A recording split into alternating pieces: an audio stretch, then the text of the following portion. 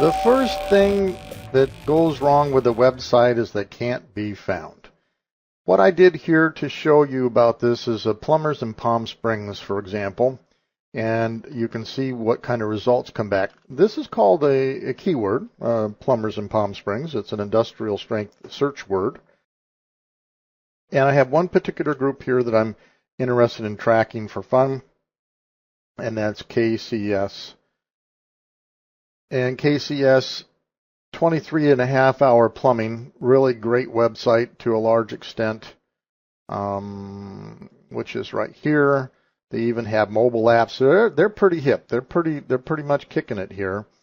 They unfortunately have no keywords, which is one of the things we're going to talk about. But if you're not on the first page of a Google search, which stops at page 10 or item 10 here, then you don't enjoy much traffic. 98% of all the traffic is happening off this first page right here. And I have it listed this way so that you can see which position they're in without having to count. So the first thing is you can't be found. Now, I also did plumbers in Coachella Valley. And KC's 23.5-hour plumbing was, in fact, in the number 32 position, which is on page 3. But interesting enough, they've got it .net in here. And if you go over to the .net site, it's not this beautiful one you see right here, but this one. So they've actually uploaded an older or kept this out there to do its thing. And so basically, they're, instead of forwarding to their better one, they're leaving this one out there, which I think is a mistake. But anyway, that's a whole nother discussion. And then finally, plumbers in Indio and KC, their .com, 23.com, is on position number 20, which is the border, the cusp of page 2 and 3. So you can see they, even though they did some good stuff with their site here, still it's an ensemble of techniques that help you get to the front page. That's the first mistake. That leads us to the second one. All right, the second problem with websites are that you don't use any keywords. And as we spoke earlier, I did a look over here at my favorite here, KC, and found no source, in the source code, I found no keywords at all. Well, on their second site, which is this one, on the .net version, I did find, in fact, keywords, right? And it says keywords right here. So using a handy-dandy tool that I have, I analyze these keywords, and keywords have to fall into 3 specific important categories. One, that they're searched daily, that they're popular, which is what this column right here is showing, that their competition, a web page competition, is below 150,000 pages, and that somebody actually bought something from a site. This may not be as important for this particular site, but you always take note of that. Now, so down here, if you look at all of these particular keywords, toilets, faucets, plumbing, bathroom fixtures, drain cleaning, they have millions of pages of competition. These are absolutely worthless for him to even have in there or try to rank to get on the first page of Google with these words, all the way down to here's one that's at 150,000, but it's never searched. Here's one with 4,770 pages of competition, never searched. Plumbers in Palm Springs, that was me, and Drain Vision 1, search a day. This is worldwide, mind you, for 3,460 web page competition. So these particular keywords are useless to this particular site. So utilizing a tool like this takes you time, but you find competitive keywords that are in fact popularly searched, that you can compete with, and that somebody's bought something with. That's the major mistake, because keywords are at the basic heart of all your web properties, from blogs to tweeting, to Pinterest, to your website. So that leads us now to number 3.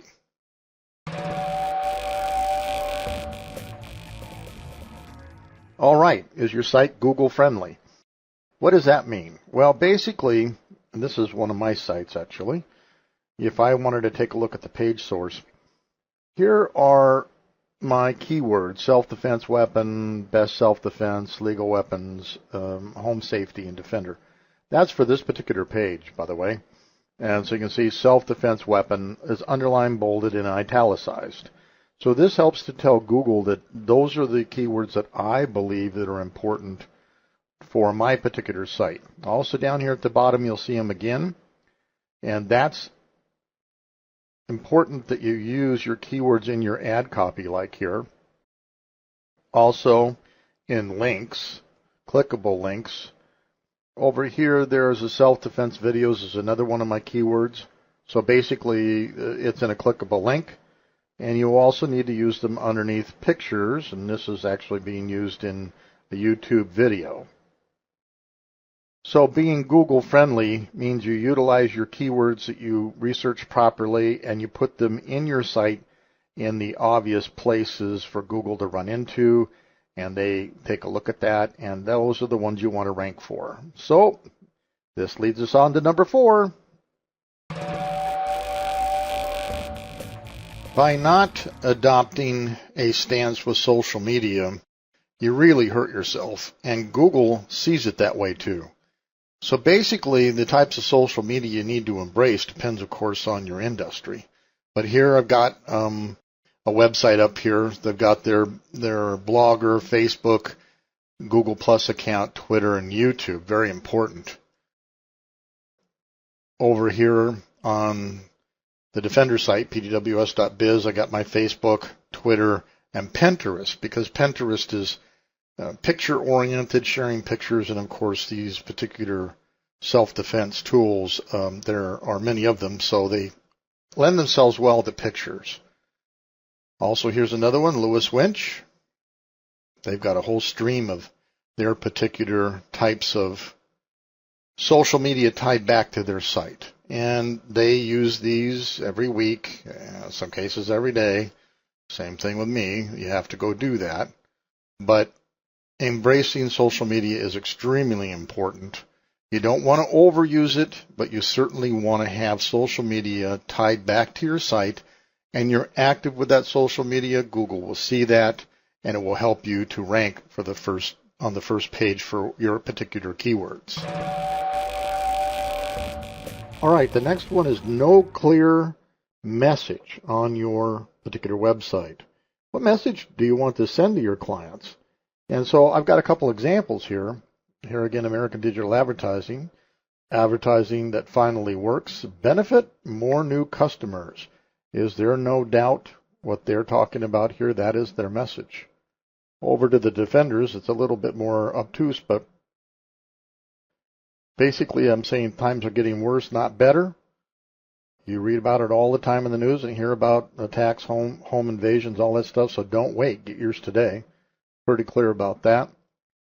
Let's go back to my favorite plumber. Need service now? Click to schedule service. This message is very, very clear about what he's offering and what to do with it. Here's another one. Computer repair store. What we do? Computer repair company. So, it's very clear what the messages are here as well. And then finally, a clear message. A little less clear, a bit more obtuse, but Lewis Winch skids 2,000-pound log. Wow, that's pretty crazy for a small device like this. And then on Yukon Min, they're a lightweight portable winch. We can pull up to 4,000 in a straight line, or 8,000 using a Lewis Winch snatch block. So very clear. Many places don't have good, clear messages like this. Does your website? Question mark. That leads us into the next one. Well, the next one is a call to action. Now, here is my buy now. That's definitely a call to action. Let's check my friendly, famous plumber over here. Need service now? Click to schedule service. That's a call to action if I've ever seen one. So a call to action is really important to have on your website.